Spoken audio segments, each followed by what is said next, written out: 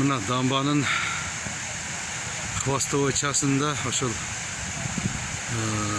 суу нымдалып, ным берип, ошо жарга таштап жиберген ошо жерде жар.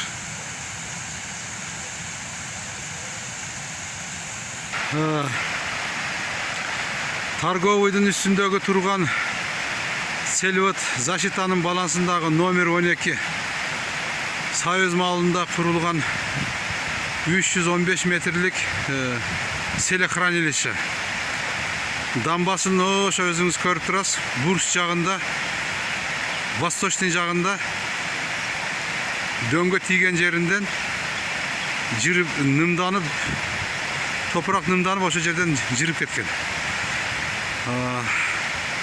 Ошо дамбага баруучу жолду дагы бузган. Жана кирпич завод бар, кирпич завод, астында кирпич завод турат, кирпич заводу дагы басып калган.